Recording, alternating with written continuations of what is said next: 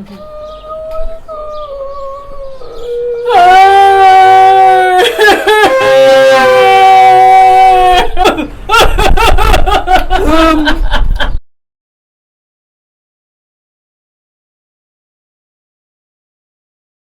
2006 was when I found out that the father I knew as a kid was not my father. And it was a very Mamma Mia situation where I had 3 candidates. My mom had a busy summer. And there were 3 candidates, and our dad was one of them. And the man that I knew growing up had actually had a vasectomy before my mom got together with him. So it almost entirely ruled him out. There's like a 0.1% chance of him being the father. So basically, that was 2006. I did try to find him. I did try to find our dad at that time furiously for about a week. But without telling you the whole story, I basically had found out that the man I knew as my father growing up had died, and I found out that he wasn't my father kind of around the same period. So it was a very weird situation, a lot of emotions, and he also, the man who I knew as my father, his name was Jerry. He had died from a very bad genetic disease, or let's put it this way, it's a neurodegenerative disease that if your parent has it, you have 50% chance of having it yourself. Yeah. It's high. It's called Huntington's for anyone who knows it. And I knew what it was. I knew at least about it when I found out that Jerry had died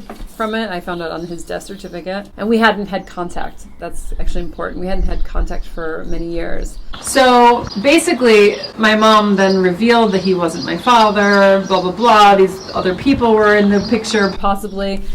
And then I found Dad, or I found some information. I didn't have anything concrete though. But what are you going to do, right? I was busy as well mourning the loss of this man I had known as my father and finding out he probably wasn't my father. So there was so many emotions going on for me. And I think after about a week of really, really intense researching and sleuthing, I was like, you know what? I just can't do this right now. And so I just kind of closed the book on it for a while. And I didn't even know if I was going to open it up again, to be honest. It just felt overwhelming to me. Understandably. So I closed it, and then it wasn't until about 2010, I was already living here and I was pregnant with my daughter, and I was talking to someone at the University of Zurich where I was working, and we were talking about, he was from Africa, I don't remember, I think we were talking about ethnicity, and he had asked me if I think he must have asked me if I was biracial, and I was like, I might be. I know I've looked different than my mom, and I always have, but, I don't know for sure. And believe me, you guys, I have to say, because I knew that Jerry had Huntington's disease and I had no evidence that anyone else was my dad yet, I was kind of in this limbo state of I was afraid that I might actually be his biological daughter, Jerry's, and that this disease could be a reality for me. It was actually terrifying. So I would be online Googling biracial hair, biracial skin colors, I was trying to see where I fell within this possible spectrum of biracial qualities, because I just didn't know. I just didn't know. And Rashida Jones, I gotta thank her one day personally. Rashida Jones, have you seen pictures of her? I don't think so. Look her up really quick. She's Quincy Jones's daughter. Oh, yeah. And she has really straight, really fine hair. And if you didn't know that Quincy Jones was her father, you might not know she was biracial. But it was really helpful for me to know that, because I thought, okay, there's this huge spectrum, and I don't have to have certain features or certain qualities to be biracial. So anyway, that was 2010, and then so after that conversation with this colleague of mine at the University of Zurich, I got curious again about him, and I really wanted to try to find Orlandis. For some reason, Orlandis is our dad's name, and he was calling to me. I don't know, there was some feeling I had about this name. So I started to sleuth again. I was online, I was looking, and finally I found the website of the business of his partner, a woman he's been with now for maybe 20 years. More than that. I found his name associated with her website, and so I basically went to the website and I found a contact telephone number. I called this number and she answered, and I was like, hi, do you know Orlandis Bell by chance? And she was like, yeah. And I was like, I might be his daughter. She's like, I'm gonna have him call you back. I just figured like there was no like graceful way of dropping a bomb on somebody, so I was like, well, let's just do this.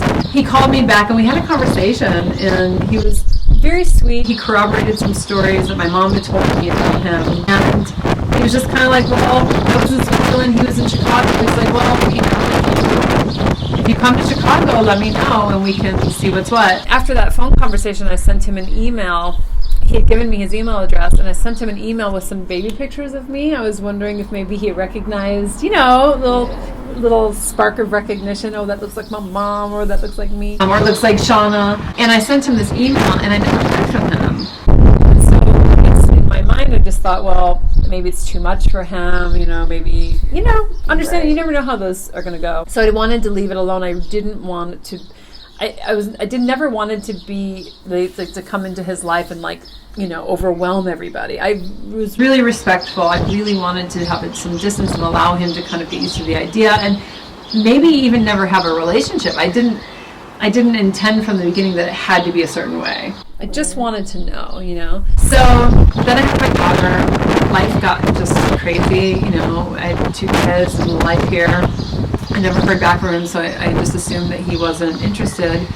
And 4 years went by, and it wasn't until 2014 another friend of mine was here. She's biracial. Her father is black, and was black. Her mom is white. And we were again talking about being biracial. I was like, I don't know, I might be. And she's like, you need to figure this out now.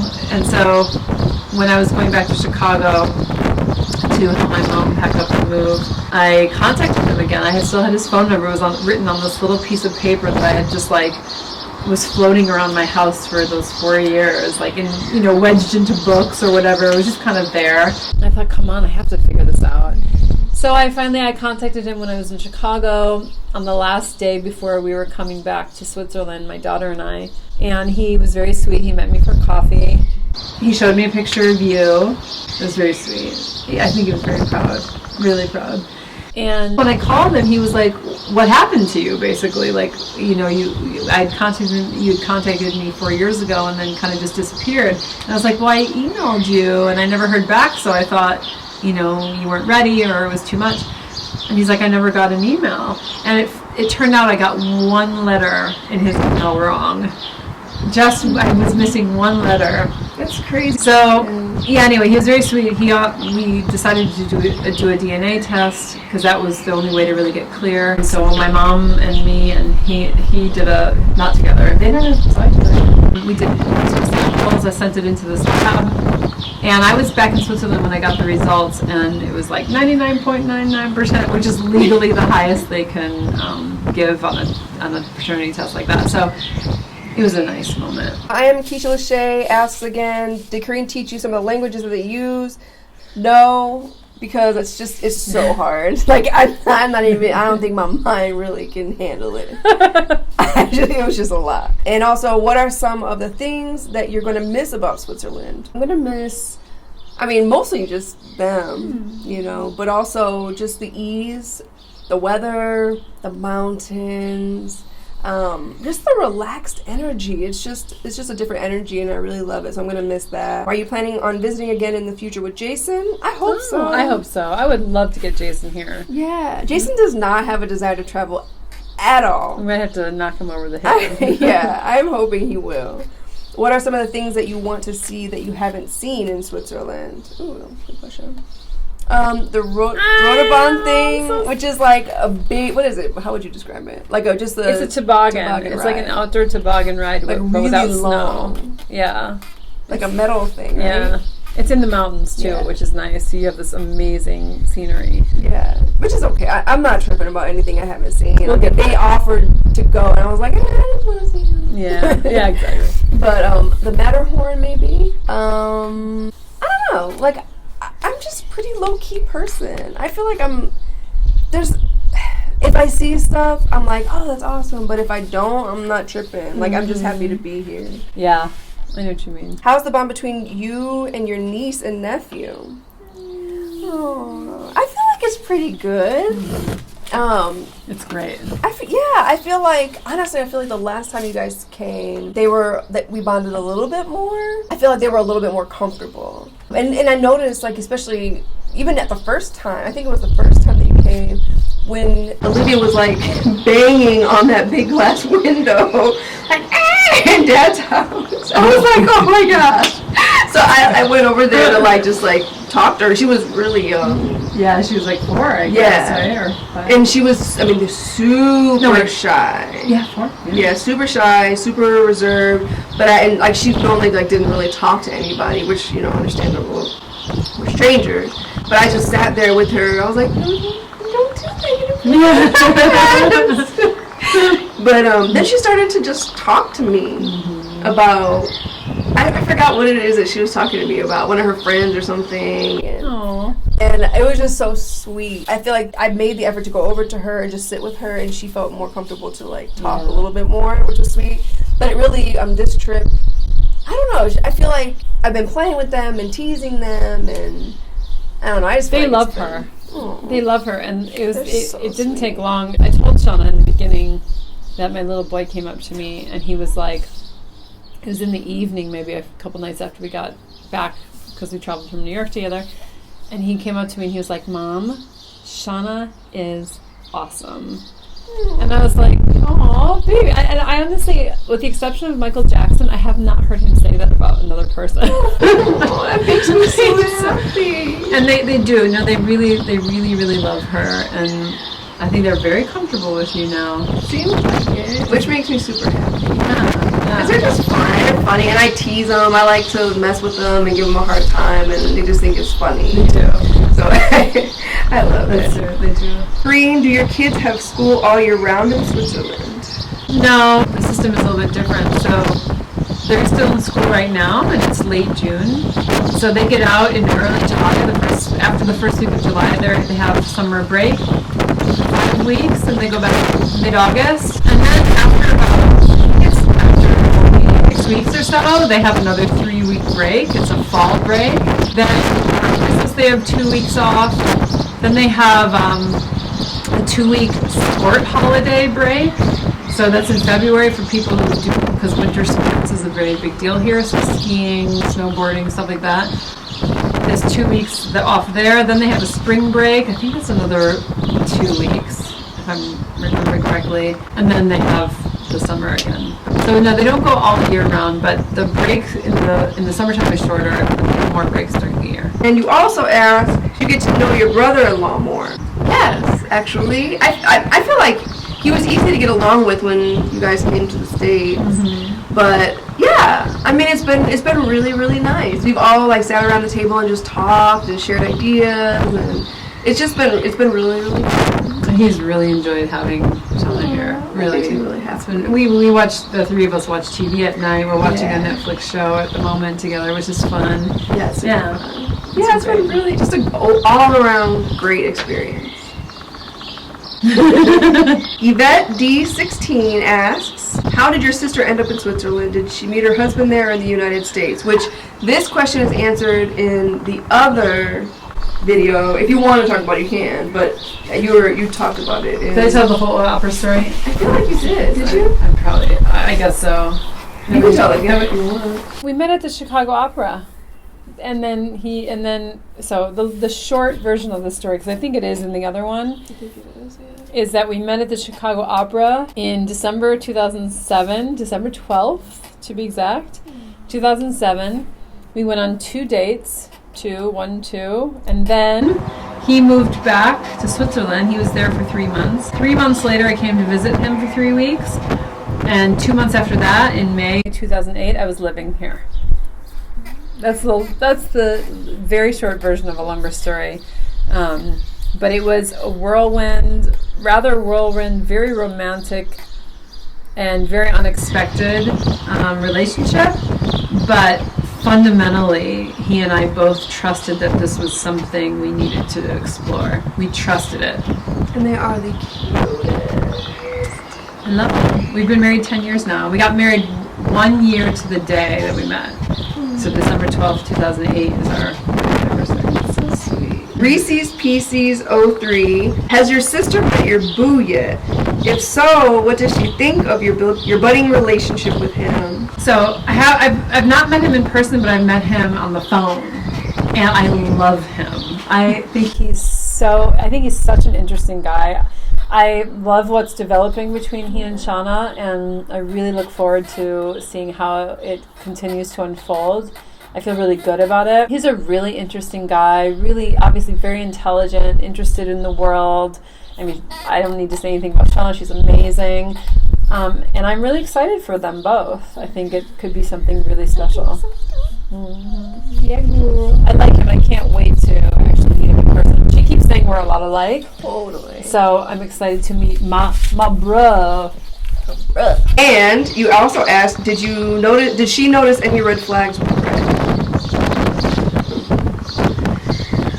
Oh dear. The answer to that is yes. Honestly, yes. I think before I met him in person, I saw him on YouTube. And there were some moments even on YouTube, I think I shared that with you once, that something didn't feel right to me. And I don't know if I could specifically say what it was. Maybe if I were watching it with you, I could point out the moments. But there are little subtle communications in body language, or like, I also study the nervous system a little bit, and I feel like I can see. First of all, I think you can see when people dissociate, when they're somehow cut off, which is a sign that they're shut down in a profoundly emotional way. And that's also, for me, when you're dissociated from your experience, you're also very unaware of it. You don't have a high level of self-awareness. And so I felt like, in general, okay, right? Like if you're unable to be present to your emotional experiences, you can't really learn from them. You can't really have a deeper, broader understanding of how the experiences of your life have shaped you and your behavior and your thoughts. Whereas Shanna's very much a person who reflects a lot on experience. I sensed, or my feeling was that he wasn't. And I don't know that that's obviously very fair to say. I can't say that that's necessarily true. I don't know him very well personally, but it was the feeling I got. Yeah.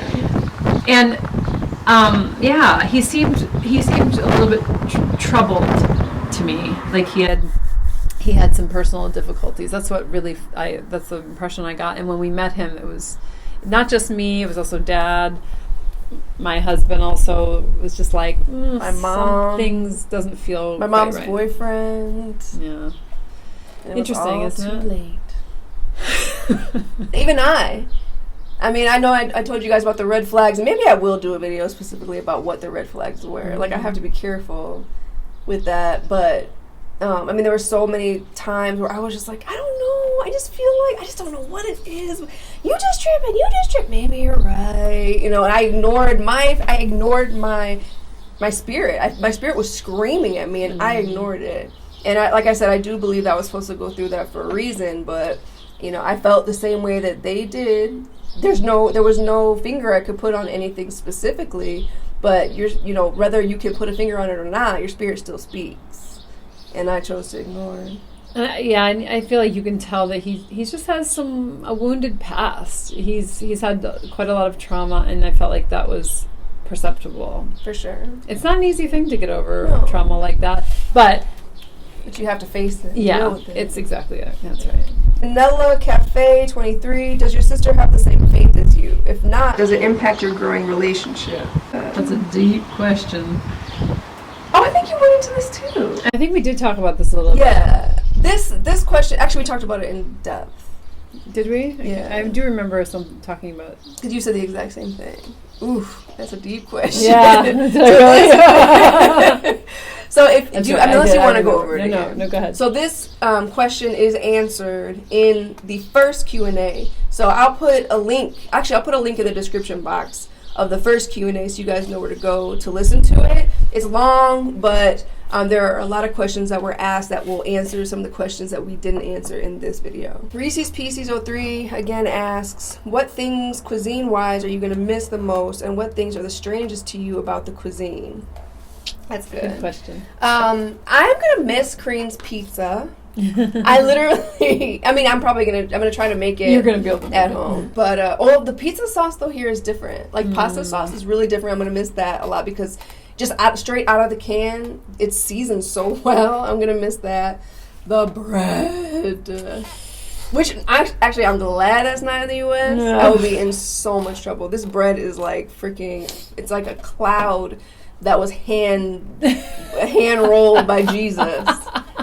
Man, that thing is amazing. Things that were weird, the fact that they eat bread for dinner was a little weird. Like, we're having bread for dinner. I don't eat bread, but it's true. Like, it's a pretty, it used to be very, it's changing now, but it used to be very traditional here until not long ago. In fact, I think there are many areas where they still do this, where this meal of the day is eaten around lunchtime. It used to be that way, so like there's a break actually here, even still, although my kids often go to a day school to eat lunch. There's a break between the morning and the afternoon on the days that they have afternoon classes of about, from 12 to 1:45. So you can go home and you can eat lunch with your family. This was usually, it used to be the way it was. And then at night you would have a light dinner, like bread. You'd have bread and some like cheese and maybe a little salami or something like that. And a lot of people still eat like that. And on days when like I don't feel like cooking or he doesn't feel like cooking and I don't know, whatever, we'll often have a bread meal. I'll eat something else. I'll eat leftovers or something like that because I don't eat bread. But yeah, it's still a common food, like dinner. That was different. I think that's probably. I can't say you had a lot of. I didn't really have a lot of Swiss food experiences, which I was okay with. I feel like everything that we ate here was really good. Yeah, the spätzle. Especially, yeah. Yeah, that's bread practically. That was different. It was different. It was really good though. I enjoyed it, but it was heavy. Woo. It was heavy. The Dampfnudeln, that was. The spätzle. Yeah. Spätzle, actually, I love, which is called spätzle. I've known it as spätzle, like green beans and spätzle. I love spätzle, and You liked it? His spätzle was so good. Daniel made it, and oh my gosh, it was so good. There's a lot of bread, and there's a lot of potato cheese, stuff like that. Which I love, but it does not do well for my chins. For Stuart. Listen, Stuart. I called him Stuart. I gotta get rid of Stuart when I get back. Sherry Lynn 4 asks, Corrine, it's obvious you and Shanna have bonded and become very close. How is the relationship between you and your biological father? Oh, good. Yeah, I'd say it's really good. I think I went to visit. I stayed with them for a few weeks last year in Chicago, where they live. I feel like, again, it was another area where I got really lucky. He's older and I'm far away, so I think we don't have a lot of opportunity to spend a lot of time together. We don't talk a lot on the phone, but we'll send each other messages fairly regularly. And I'm really looking forward to spending more time with him when I go back and visit. I think my relationship with him is very naturally different than Shanna's relationship with him. They've just had a much longer one. But I am so grateful the relationship that I have. I really deeply care for him. I love him, and I'm really proud to call him my dad. I'm really proud to call him my dad. Yeah. That's sweet. Thanks for sharing your papa with me. Of course, Caesar.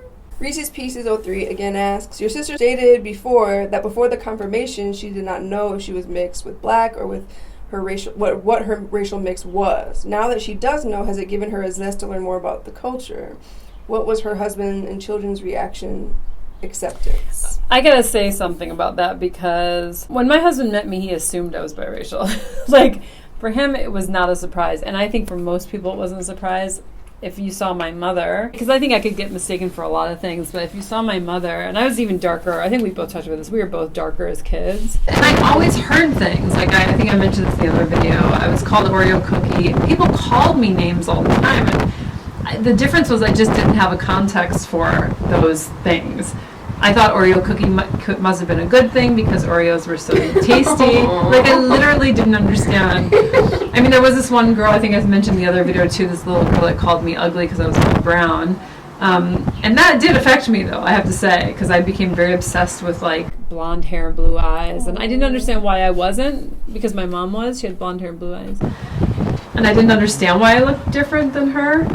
But also my mom's family, I mean, so her brother and her sister's married to a black man. Her brother is married, or was until recently married to a black woman. My cousins are biracial. I grew up in Chicago too. It's learning more about, it's interesting. I was always actually very drawn to the community in many ways. Even my musical taste. I don't know. It's weird. When I found out that I was biracial, it didn't really surprise me. My mom joked one time many, many years ago. I was doing some work in a Black Baptist church on the south side of Chicago many years ago. And I would always talk about how much I just loved the energy and the expression and the emotive nature of like the people in that church. I felt so at home there. I myself was not attending the church. I was working with them a little bit on a project, on one of my research projects. But I loved them. I mean, I really loved to be there. And so I remember my mom, I was working on my paper one night, I think I was talking about something, and my mom was like, I don't know, maybe your father's black. And I literally, this was like long before I'd found out that, this was about 2 years before I found out that the father I knew growing up wasn't my father. And I turned around and I was like, what do you mean maybe my father is black? Like, either he is or he isn't. Why would you say that? You know, like, and she was like, I don't know. It's just, you seem to be so at home in the community. And I was like, okay. It was such a strange comment. Wow, that's so she dropped that little bomb even before I found out. But I think since finding out, I don't know, it weirdly wasn't at all surprising to most people. I mean, I have friends who kind of assumed it all along anyway. Like, my best friend, a good friend of hers who's an acquaintance of mine too, she was like, yeah, like, that was obvious. I think even my cousins were kind of like, yeah, we know, like, we know without knowing. It sort of just made sense. So it was not shocking to me, and I embraced it. I felt it was beautiful to me. It felt like it rounded out so much of, I don't know, my history, my roots, you know what I mean? Like, I felt expanded, and I really welcomed that expansion. I didn't feel like a clone of my mom anymore. I felt like I had this other side of my family and my history, and that felt really, really good to me. Daniel, like I said, he assumed I was biracial when he met me. And my kids, they were so young, and thankfully, because race is not, I feel like it wasn't a stigmatized thing, at least in their experience. It was just like, okay. I mean, like, literally nothing. I don't think race here is different. Like, I'm not going to say that there's not anybody that's racist here, but I feel like there's so much emphasis put on race in the States. It's like an obsession. Yeah. It really is like an obsession. And I understand that there is a lot of, like, racial divide. And there are a lot of racist people, but a lot of it is just your awareness of it. And I feel like people are literally consumed by it. And here, it's just like, whatever. Like, it's okay, you're black, so... Yeah, like, literally, I think to my kids, the idea of someone being persecuted for being black is just so outside of their ability to understand. And we do talk about some things, like, we don't talk about it a lot, but if something happens that stands out or is significant in some way, we might talk about it. And they just, it's like a kid not understanding why anyone is homeless or anyone doesn't have food to eat. For a child's mind, it's like, well, I don't, my kids used to be like, well, we have food here. Why can't people just come here? And it's like, to them, it just doesn't make sense. Why would that be a problem? Yeah, and even with Daniel, like, we had a conversation about that, and he's just like it's all, he doesn't even understand. Like, what is the big deal? And to me, that is beautiful. It is so beautiful, and it is so refreshing to me. Have you had to assist Corinne with understanding, navigating the part of herself that is black, since she did not know that part of herself initially? No. I mean, the only thing on this trip, when, I forgot what we were doing, and she goes, Jiminy Christmas!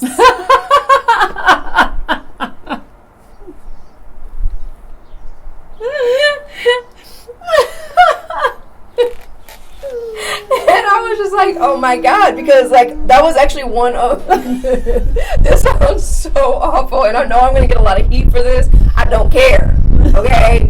But when I was dating Greg, we were watching TV, and we were watching like Prison Break, and I was just like, oh shoot, like something had happened that was so great. I'm like, oh shoot. He goes, Jiminy Christmas, and I was like, I can't do this. I can't do this. I can't do this. He said Jiminy Christmas, and he was for real. And I literally, like, no one understood. No one understood why that bothered me so bad. And they thought, you're just, and it, honestly, that's not like a legitimate reason to not want to date somebody I know.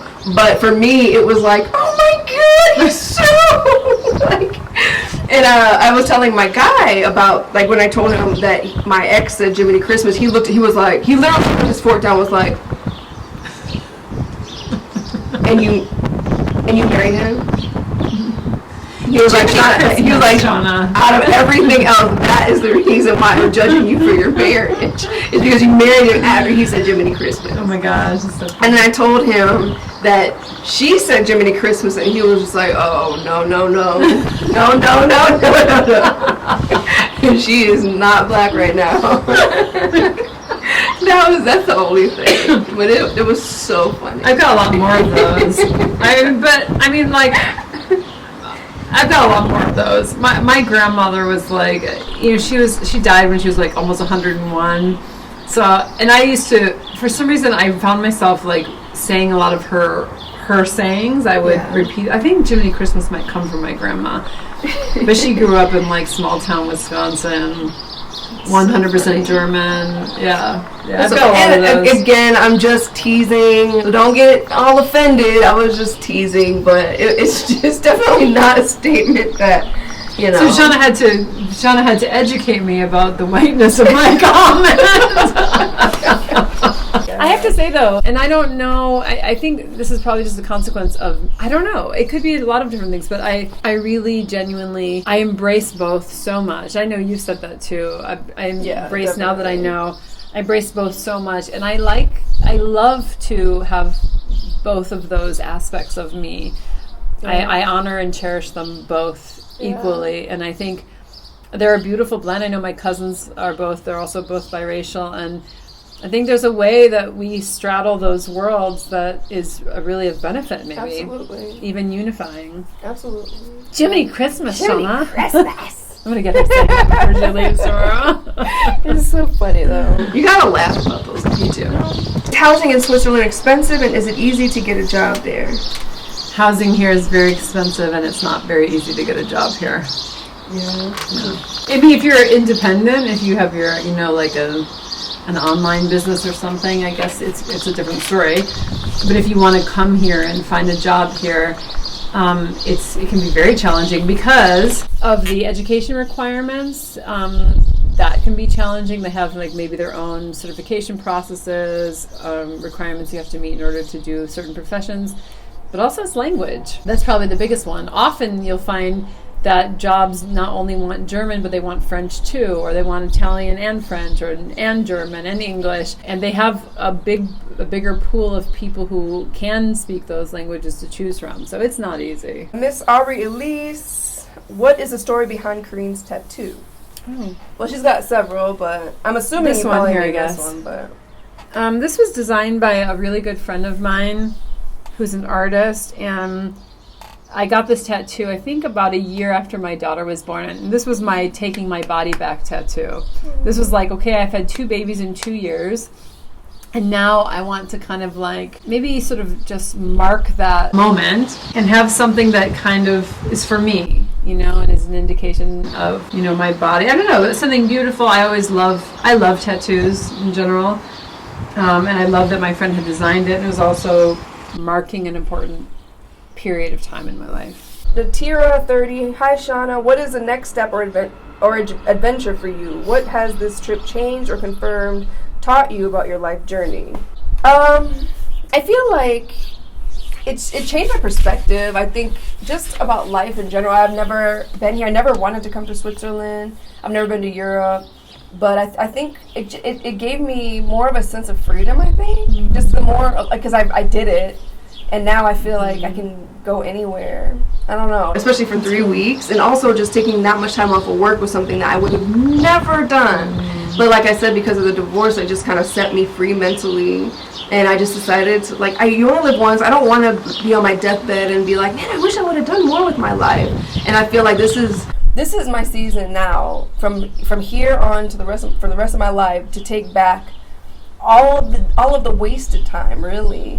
Like, I was so afraid to do everything, and this kind of set me free. So I feel like that's a big one. Yeah. Here on out in the future, I think I'm just gonna live more I want to be more spontaneous, I think, because I've never lived that way before. And I want to, not be so concerned about money. I feel like money is important and I want to be responsible, but at the same time, I don't want to be a prisoner to it.